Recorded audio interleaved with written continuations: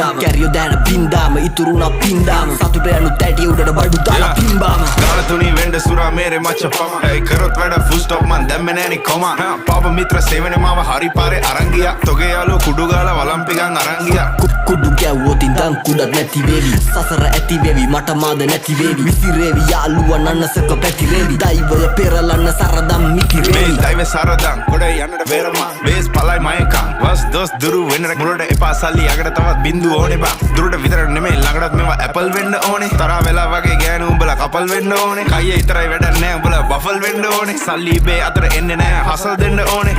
මුනුන්ට කියලා දීලා පුකක් දෙන්න ඕනේ